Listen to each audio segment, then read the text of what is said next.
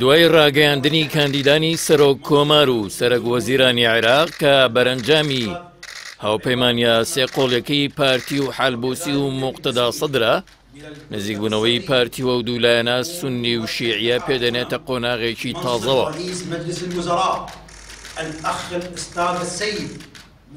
هاوپەیمانی نێوان حیزب و لایەنە سیاسیەکان جا بۆ هەڵبژاردن بێت یاخۆت بۆ پێشێنانی حکوومەت شتێکی یاساییە و دەکەوێتە چوارچێوەی عورفی سیاسیەوە، بەڵام کاتێک سروشتی هاوپەیمانەتیەکە و بەرەنجامەکانی دژی دروشم و ئەجێندای ڕاگەیاندراوی حیزبێک بێت، ئەوە بۆ خۆی جێگەی گومانە.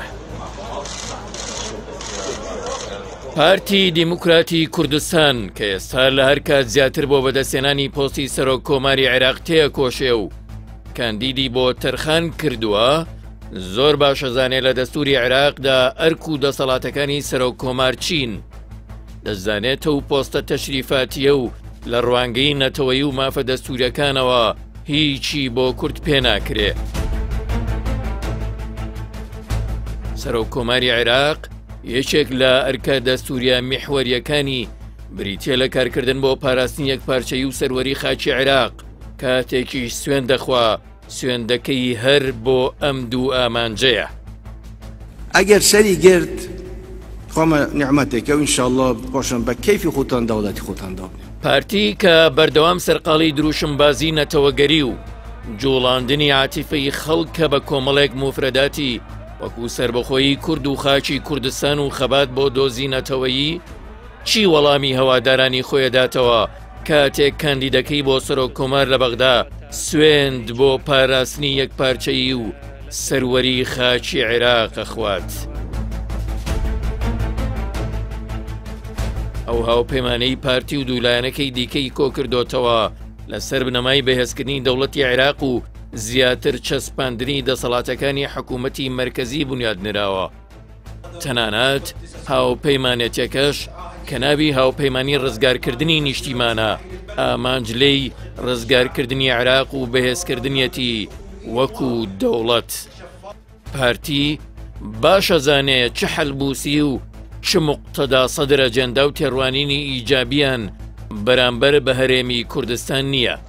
تەنانەت مقتدا صدر باشكرا بيشمرقي بميليشيا ناو بردوا. والبيشمرقة تعتبرها ميليشيا أيضا؟ ميليشيا.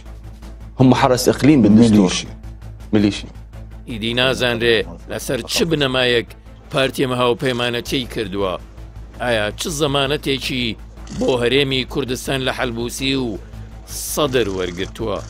یاخود ئەگەر ئەمە هاوپەیمانیە لێکەوتەی خراپی هەبوو چ گرنتیەک هەیە خەڵکی کوردستان وەک هەمیشە باجی مجازەڤە و سەرەڕۆیی حیزبەکانی دەسەڵات بە تایبەت پارتی نەدەن.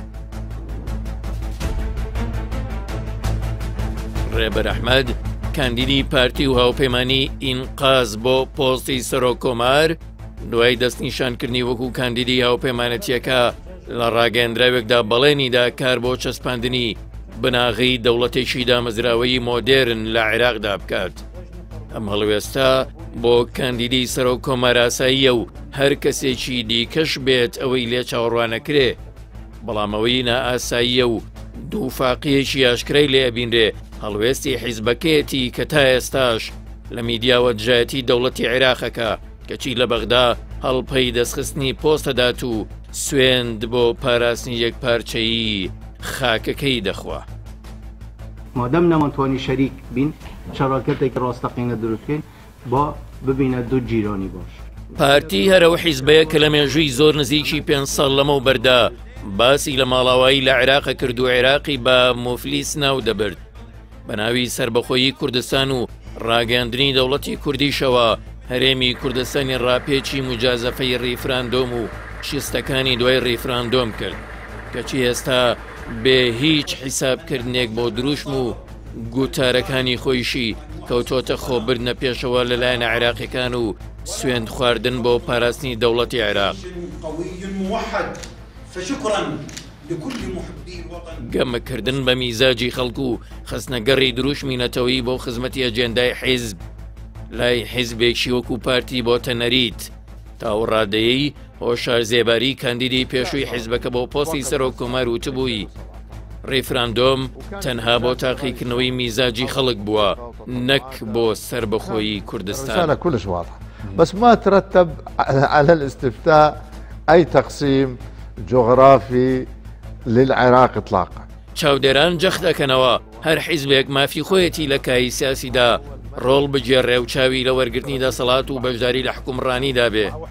بەڵام خیتابی دووفاقی و هەر ڕۆژە یاریکردن لەسەر پەتێک لەلایەن موزایدە بە چەمکەنەتەوە یەکان و لەلایەکی شەوڵدان بۆ پۆست و ئیمتیازات لە بەغدا و کارکردن بۆ بەهێزکردنی دەوڵەتی عێراق هەر حیزبێک پەیڕەوی بکە شوورەییە و دەبێتە بەشێکی گوماناوی و ناشیرین لە مێژوەکە.